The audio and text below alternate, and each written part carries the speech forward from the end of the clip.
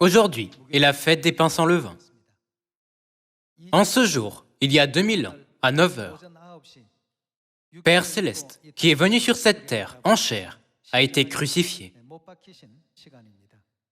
À travers ce temps, tous les enfants de Sion doivent se rappeler une fois de plus que toutes les souffrances qu'il a endurées étaient à cause de nos péchés et de nos iniquités. Cependant, Père Céleste ne nous a jamais blâmés ou rejetés. Donc, à travers cette fête des pains sans levain, j'aimerais vous demander de vous souvenir du sacrifice sacré de notre Père Céleste. Dieu a déjà écrit dans la loi de Moïse que Christ viendrait sur cette terre et souffrirait lors de la fête des pains sans levain.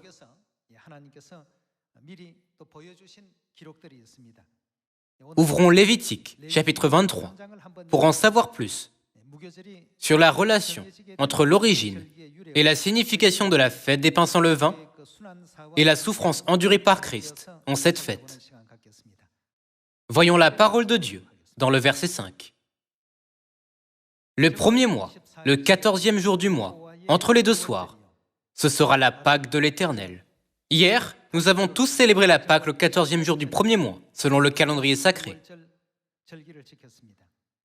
Verset 6. Et le 15e jour de ce mois, ce sera la fête des pains sans levain, en l'honneur de l'Éternel. La fête des pains sans levain était le jour pour manger des pains sans levain. C'est pourquoi on l'appelle la fête des pains sans levain. Parce que les pains sans levain étaient difficiles à digérer. Ils étaient également décrits comme le pain d'affliction. Dieu a fixé la fête des pains sans levain, qui signifie l'affliction. Le 15e jour du premier mois, qui est le lendemain de la Pâque. Lorsque nous examinons l'origine de la fête des pains sans levain, nous pouvons voir qu'il y a 3500 ans, Dieu a conduit les Israélites hors d'Égypte par Moïse. Les Israélites ont été libérés du pays d'Égypte après avoir célébré la Pâque. Cependant, après leur émancipation, ils n'ont pas pu continuer leur voyage, bloqués par la mer Rouge. De plus, leur situation a empiré à mesure qu'ils étaient poursuivis par l'armée de Pharaon. Afin qu'ils n'oublient jamais cette situation désespérée, Dieu a fixé cette fête, la fête des pains sans levain. Voyons son origine dans Exode chapitre 14. Chapitre 14, verset 1. L'Éternel parla à Moïse et dit : parle aux enfants d'Israël, qu'ils se détournent et qu'ils campent devant Pi-Hahiroth, entre Migdol et la mer, vis-à-vis de Baal, Séphon. C'est en face de ce lieu que vous camperez, près de la mer. Pharaon dira des enfants d'Israël : ils sont égarés dans le pays, le désert les enferme. J'endurcirai le cœur de Pharaon, et il les poursuivra. Mais Pharaon et toute son armée serviront à faire éclater ma gloire. Et les Égyptiens sauront que je suis l'Éternel. Et les enfants d'Israël firent ainsi. On annonça au roi d'Égypte que le peuple avait pris la fuite. Alors le cœur de Pharaon et celui de ses serviteurs furent changés à l'égard du peuple. Ils dirent : qu'avons-nous fait en laissant aller Israël, dont nous n'aurons plus les services ? Et Pharaon attela son char, et il prit son peuple avec lui. Il prit 600 chars d'élite, et tous les chars de l'Égypte. Il y avait sur tous des combattants. L'Éternel endurcit le cœur de Pharaon, roi d'Égypte, et Pharaon poursuivit les enfants d'Israël. Les enfants d'Israël étaient sortis la main levée. Les Égyptiens les poursuivirent, et tous les chevaux, les chars de Pharaon, ses cavaliers et son armée les atteignirent campés près de la mer, vers Pi-Hahiroth, vis-à-vis de Baal-Séphon. Pharaon approchait. Les enfants d'Israël levèrent les yeux. Et voici, les Égyptiens étaient en marche derrière eux. Et les enfants d'Israël eurent une grande frayeur et crièrent à l'Éternel. Ils dirent à Moïse : n'y avait-il pas des sépulcres en Égypte, sans qu'il soit besoin de nous mener mourir au désert ? Que nous as-tu fait en nous faisant sortir d'Égypte ? N'est-ce pas là ce que nous te disions en Égypte ? Laisse-nous servir les Égyptiens, car nous aimons mieux servir les Égyptiens que de mourir au désert.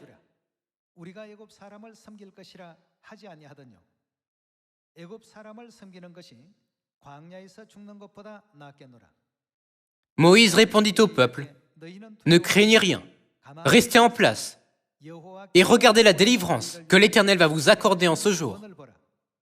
Car les Égyptiens que vous voyez aujourd'hui, vous ne les verrez plus jamais. L'Éternel combattra pour vous, et vous, gardez le silence. » Au temps de l'Exode, après avoir célébré la Pâque, le lendemain, les Israélites se sont réunis à Ramsès. C'est alors que la grande œuvre de l'Exode a commencé à avoir lieu. Cependant, comme la mer Rouge a barré leur chemin,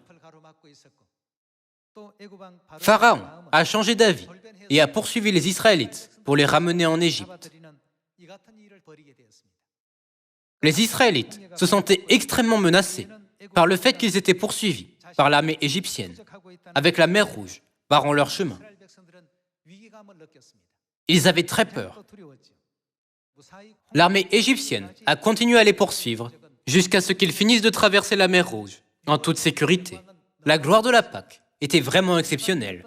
C'était un moment où ils en sont venus à goûter à la toute-puissance de Dieu, qui leur a donné la joie de la liberté. Cependant, leur joie de la liberté n'a pas duré longtemps. Les Israélites se sentaient extrêmement menacés en étant poursuivis par l'armée égyptienne et avaient très peur. La poursuite a continué jusqu'à ce qu'ils finissent de traverser la mer Rouge, c'est-à-dire jusqu'au 21e jour du premier mois, selon le calendrier sacré. Jusqu'à ce qu'ils finissent de traverser la mer Rouge, à l'aube du 22e jour du premier mois. Ils ont souffert d'un sentiment d'oppression pendant qu'ils fuyaient la poursuite. Ces séries d'événements ont amené les Israélites à subir une douleur et une souffrance immense. Cela a été accompli par Jésus-Christ, qui a célébré la Pâque et qui a été crucifié lors de la fête des pains sans levain, le lendemain de la Pâque. Dieu a mis la souffrance que Christ subirait dans les œuvres de Moïse données par la fête. Par conséquent, la Pâque était le jour où Dieu a manifesté sa toute-puissance. De plus, la fête des pains sans levain était le jour de la souffrance, où Christ a été affligé et humilié et a souffert à la place de nos péchés. Au temps de l'Ancien Testament, ils ont mangé des pains sans levain en ce jour. Les pains sans levain indiquent les pains faits sans levure. Les pains sans levain étaient également appelés le pain d'affliction. Examinons Deutéronome, chapitre 16, verset 3. Pendant la fête, tu ne mangeras pas du pain levé. Le pain levé indique le pain au levain. Mais tu mangeras 7 jours des pains sans levain. C'est-à-dire quoi? Du pain d'affliction. Car c'est avec précipitation que tu es sorti du pays d'Égypte. Il en sera ainsi, afin que tu te souviennes toute ta vie du jour où tu es sorti du pays d'Égypte. Dieu leur a dit de ne jamais oublier le souvenir amer du moment où ils sont sortis d'Égypte après avoir célébré la Pâque, jusqu'au lendemain du jour où ils ont traversé la mer Rouge. Toutes les vérités des 66 livres de la Bible se focalisent sur Jésus-Christ.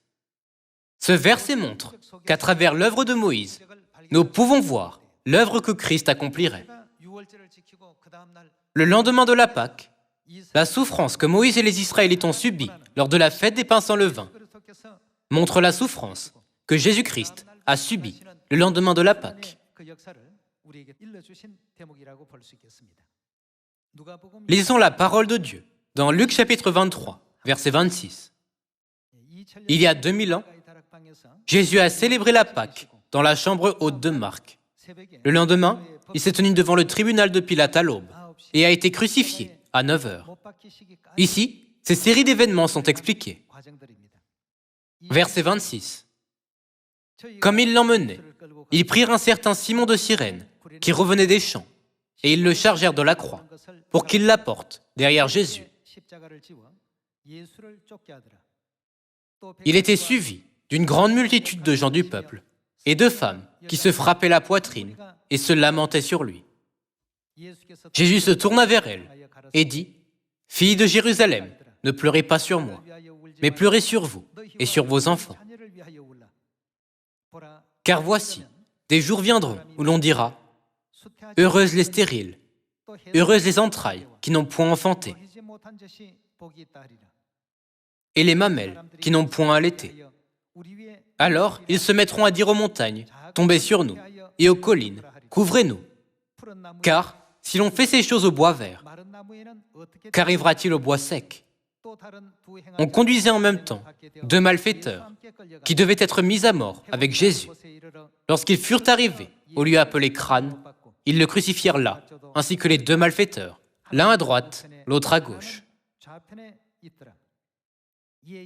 Jésus dit, « Père, pardonne-leur, car ils ne savent ce qu'ils font. » Ils se partagèrent ses vêtements en tirant au sort. Le peuple se tenait là et regardait. Les magistrats se moquaient de Jésus, disant « Il a sauvé les autres, qu'il se sauve lui-même, s'il est le Christ, l'élu de Dieu. » Les soldats aussi se moquaient de lui.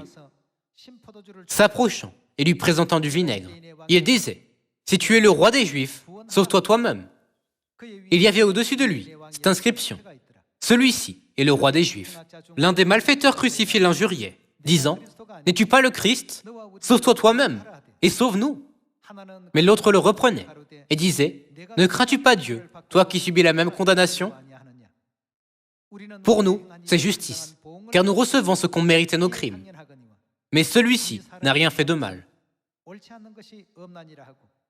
Et il dit à Jésus « Souviens-toi de moi quand tu viendras dans ton règne. »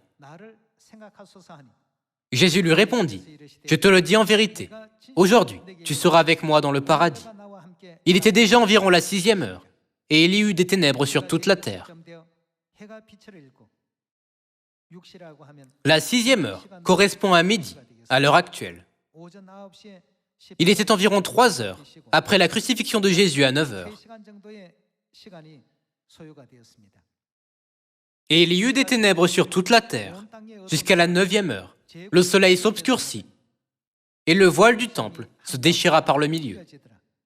Jésus s'écria d'une voix forte, « Père, je remets mon esprit entre tes mains. » Et, en disant ces paroles, il expira. Dieu nous a déjà montré, par la fête des pains sans levain de l'Ancien Testament, que Christ souffrirait à cause de nos péchés et de nos iniquités. La raison pour laquelle Dieu a fait se souvenir les Israélites de la souffrance qu'ils avaient subie il y a 3500 ans était pour nous montrer la souffrance de Jésus-Christ. Ils ont servi d'ombre du fait que notre Sauveur souffrirait sur la croix lors de la fête des pains sans levain, le lendemain de la Pâque. Une grande multitude de gens ont suivi Jésus-Christ le jour de sa mort sur la croix. Il y avait différents types de gens parmi ceux qui l'ont suivi. Certains d'entre eux lui ont donné des coups de poing et des soufflets. Certains lui ont craché au visage. Et certains se sont moqués de lui. Il y avait également un homme qui a porté la croix avec Christ. Et il y avait d'autres personnes qui se sont lamentées sur lui. En cette époque aussi, spirituellement, nous pouvons voir que ces types de personnes existent. Lisons la parole de Dieu dans Matthieu, chapitre 26, verset 67. Là-dessus, ils lui crachèrent au visage et ils lui donnèrent des coups de poing et des soufflets en disant « Christ, prophétise, dis-nous qui t'a frappé. » Toutes sortes de gens suivaient Jésus. Certains lui ont donné des coups de poing et des soufflets. Certains lui ont craché au visage et d'autres se sont moqués de lui. Passons au chapitre 26, verset 32. « Mais après que je serai ressuscité, je vous précéderai en Galilée. » Pierre, prenant la parole, lui dit « Même si tu étais pour tous une occasion de chute, tu ne le seras jamais pour moi. » Jésus lui dit « Je te le dis en vérité, cette nuit même, avant que le coq chante, tu me renieras 3 fois. » Pierre lui répondit « Même s'il me fallait mourir avec toi, je ne te renierai pas. » Et tous les disciples dirent la même chose. Bien que les disciples aient exprimé leur foi ferme, Lorsque les paroles de Jésus se sont concrétisées, même Pierre, qui avait une grande foi, a renié Jésus 3 fois. Le jour où cet événement déchirant a eu lieu était la fête des pains sans levain, que nous célébrons aujourd'hui. Lisons Matthieu, chapitre 26, verset 45. Puis, il alla vers ses disciples et leur dit, « Vous dormez maintenant et vous vous reposez. Voici l'heure est proche, et le Fils de l'homme est livré aux mains des pécheurs.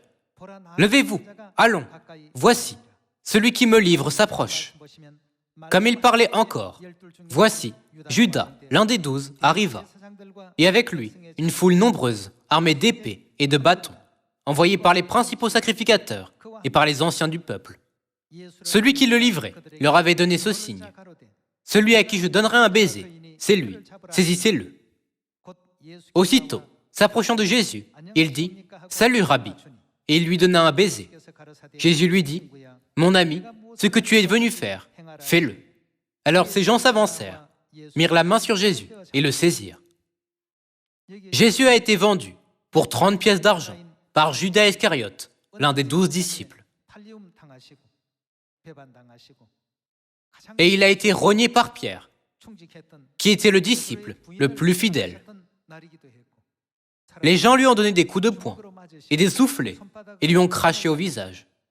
Il a été ridiculisé et a marché si douloureusement vers le Golgotha, en portant la croix et en étant fouetté par les soldats romains.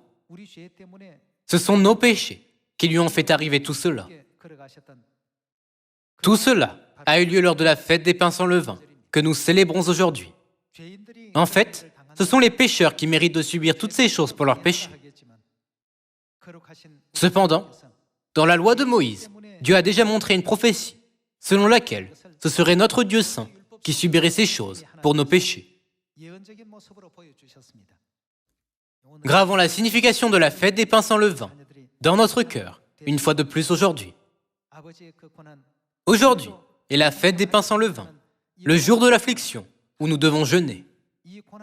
Par cette journée, nous devons prendre la résolution de dire que nous participerons également à la souffrance de Père. Voyons Marc, chapitre 2, verset 18. Les disciples de Jean et les pharisiens jeûnaient. Ils vinrent dire à Jésus, « Pourquoi les disciples de Jean et ceux des pharisiens jeûnent-ils, tandis que tes disciples ne jeûnent point ?» Jésus leur répondit, « Les amis de l'époux peuvent-ils jeûner pendant que l'époux est avec eux? Aussi longtemps qu'ils ont avec eux l'époux, ils ne peuvent jeûner. Les jours viendront où l'époux leur sera enlevé, et alors ils jeûneront en ce jour-là. » L'époux, ici, désigne Jésus. Le jour où l'époux leur sera enlevé désigne le jour où Jésus est mort. C'est le jour où nous devons jeûner. Verset 21. Personne ne coud une pièce de drap neuf à un vieil habit. Autrement, la pièce de drap neuf emporterait une partie du vieux, et la déchirure serait pire.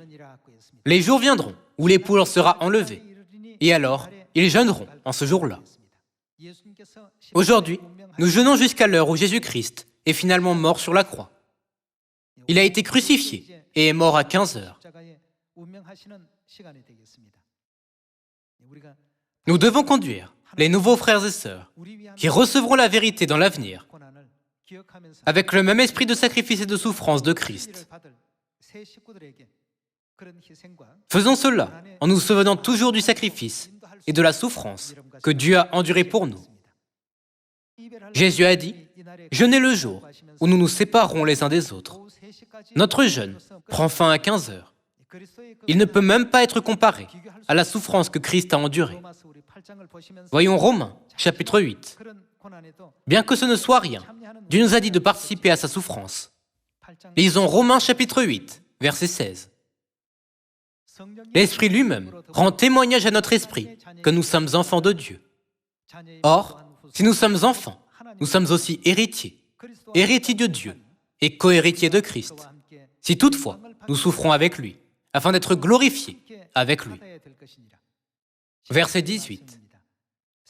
J'estime que les souffrances du temps présent ne saurait être comparé à la gloire à venir qui sera révélée pour nous. La Bible dit que Jésus a appris l'obéissance par les choses qu'il a souffertes et a été élevé à la perfection. Dieu nous enseigne que nous pouvons également être les enfants célestes qui peuvent être élevés à la perfection en participant à la souffrance de Christ. Alors, voyons une parole de plus dans Ésaïe chapitre 53 pour voir comment nous devons participer à sa souffrance et le genre d'état d'esprit que nous devons avoir. Afin de sauver l'humanité, nous devons tous participer à la souffrance du Christ avec un cœur saint. Chapitre 53, verset 1. Qui a cru à ce qui nous était annoncé? Qui a reconnu le bras de l'Éternel? Il s'est élevé devant lui comme une faible plante, comme un rejeton qui sort d'une terre desséchée. Il n'avait ni beauté, ni éclat pour attirer nos regards, et son aspect n'avait rien pour nous plaire. Méprisé et abandonné des hommes, homme de douleur et habitué à la souffrance. Ici, le prophète Ésaïe a déjà prophétisé et décrit que toutes ces choses lui arriveraient 700 ans avant la naissance de Jésus. Voyons le verset 3. Méprisé et abandonné des hommes, homme de douleur et habitué à la souffrance. Semblable à celui dont on détourne le visage, nous l'avons dédaigné. Nous n'avons fait de lui aucun cas. Cependant, ce sont nos souffrances qu'il a portées. C'est de nos douleurs qu'il s'est chargé. Et nous l'avons considéré comme puni, frappé de Dieu et humilié. Mais il était blessé pour nos péchés, brisé pour nos iniquités. Tout cela était à cause de nos péchés et de nos iniquités. Le châtiment qui nous donne la paix est tombé sur lui. Et c'est par ses meurtrissures que nous sommes guéris. Nous étions tous errants comme des brebis. Chacun suivait sa propre voie. Et l'Éternel a fait retomber sur lui l'iniquité de nous tous. Il a été maltraité et opprimé, et il n'a point ouvert la bouche. Semblable à un agneau qu'on mène à la boucherie, à une brebis muette devant ceux qui la tondent. Il n'a point ouvert la bouche. Il a été enlevé par l'angoisse et le châtiment. Et parmi ceux de sa génération, qui a cru qu'il était retranché de la terre des vivants et frappé pour les péchés de mon peuple? On a mis son sépulcre parmi les méchants, son tombeau avec le riche. Quoiqu'il n'ait point commis de violence et qu'il n'y ait point eu de fraude dans sa bouche. Il a plu à l'Éternel de le briser par la souffrance. Après avoir livré sa vie en sacrifice pour le péché, il verra une postérité et prolongera ses jours. Et l'œuvre de l'Éternel prospérera entre ses mains. À cause du travail de son âme, il rassasiera ses regards. Par sa connaissance, mon serviteur juste justifiera beaucoup d'hommes, et il se chargera de leurs iniquités. C'est pourquoi je lui donnerai sa part avec les grands. Il partagera le butin avec les puissants, parce qu'il s'est livré lui-même à la mort, et qu'il a été mis au nombre des malfaiteurs, parce qu'il a porté les péchés de beaucoup d'hommes, et qu'il a intercédé pour les coupables.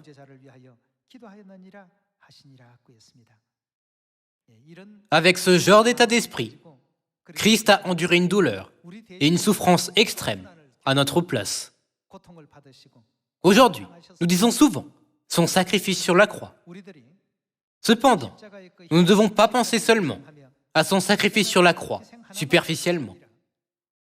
Du début à la fin de ce monde, Dieu a accompli son sacrifice sacré pour ses enfants. Et nous pouvons voir qu'aujourd'hui, qui est la fête des pains sans levain, est le jour où Dieu a manifesté un aspect de son sacrifice sur la croix.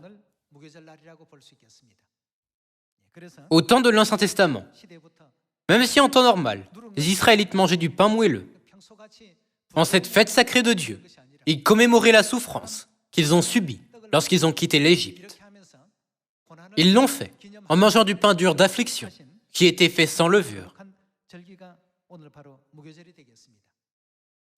En cette fête des pains sans levain, réfléchissons une fois de plus à la manière dont Jésus a accompli tous ces événements sur la croix. Après réflexion, nous devons marcher sur le chemin de Christ et embrasser toutes sortes de plaintes et d'épines causées par nos frères et sœurs qui n'ont pas encore pleinement réalisé la valeur de la vérité. Aujourd'hui, en jeûnant momentanément, souvenez-vous de la souffrance de Christ en cette fête des pains sans levain. Ne pensons pas seulement à notre faim, mais pensons combien Père a dû souffrir sur la croix. Combien cela a dû être atrocement douloureux. Tant de gens autour de la croix l'ont ridiculisé, se sont moqués de lui et l'ont calomnié. Cependant, Dieu a enduré toutes ces injures qui lui ont été lancées à cause de nos péchés. Nous devons penser à notre Dieu, qui l'a fait pour nous. N'oubliez pas la souffrance de Christ, en jeûnant jusqu'à 15 heures, en cette fête des pains sans levain, et participez à la sainte souffrance qu'il a subie pour toute l'humanité. Par cela, j'aimerais conclure le sermon d'aujourd'hui. Merci beaucoup.